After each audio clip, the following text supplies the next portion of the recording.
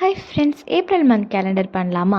First கூகுளில் போயிட்டு Canva அப்படின்னு டைப் பண்ணிங்கன்னா Canva visual shoots for every one வரும். அதை கிளிக் பண்ணிவிட்டு நீங்கள் லாகின் பண்ணிக்கணும்.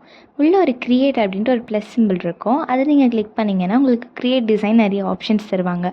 ப்ரெசன்டேஷன்ஸ் பண்ணலாம், ஒரு போஸ்ட் மாதிரி பண்ணலாம், அப்புறம் தம்ப்நெயில்ஸ் பண்ணலாம், அப்படிலாம் இருக்கும். அதில் போய்ட்டு நீங்கள் கேலண்டர்னு டைப் பண்ணிங்கன்னா உங்களுக்கு இந்த பேஜ் வரும்.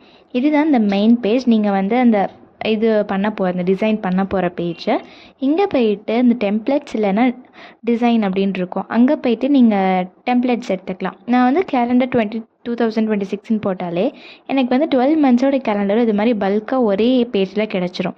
ஜனவரி ஃபெப்ரவரின்ட்டு டிஃப்ரெண்ட் இமேஜஸோ போட்டு அது மாதிரி ஒரே பேஜில் பல்காக கொடுத்துருவாங்க. அப்படி இல்லைன்னா நீங்கள் தனியாக ஏப்ரல் மந்த் கேலண்டர், ஜனவரி மந்த் கேலண்டர்னு தனியாகவும் போட்டுக்கலாம். நான் இது மாதிரி ஒரு ஏப்ரல் மந்தோட கேலண்டர் எடுத்துருக்கேன். இது நம்ம மெயினாக பேர்ட்ஸ் தீமில் பண்ண போகிறோம். ஸோ அதனால் கொஞ்சம் அங்கங்கே மேக் ஓவர் பண்ணிகிட்ருக்கேன், இந்த ஃபாண்ட்டு மாற்றி. நெக்ஸ்ட்டு டோட்டலாக இந்த பேஜ் இது மாதிரி கிளிக் பண்ணிங்கன்னா உங்களுக்கு மேலே ஒரு கலர் பேலட் வரும். அந்த கலர் பேலட்டில் உங்களுக்கு இது மாதிரி டிஃபால்ட் கலர்ஸ் கொடுத்துருப்பாங்க, சாலிட் கலர்ஸை. கிரேடியண்ட் ஆப்ஷன்ஸ் வந்து அவைலபிளாக இருக்குது, அதுவும் சாலிட் கலர்ஸ் தான். ஸோ நீ இங்கே போயிட்டு நான் ஒரு light green, dark green, yellow அப்படிலாம் சேர்ந்த ஒரு கிரேடியண்ட் ஆப்ஷன் வந்து போட்டிருக்கேன்.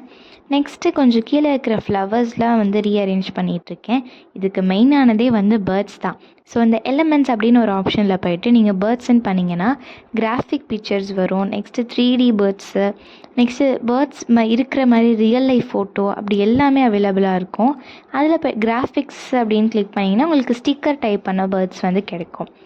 அந்த பேர்ட்ஸ்லேருந்து சில பேர்ட்ஸ் இமேஜஸ்லாம் எடுத்திருக்கேன். இது ஒன்றுமே நான் ரொம்ப டீட்டெயிலாக பண்ணியிருக்கேன்.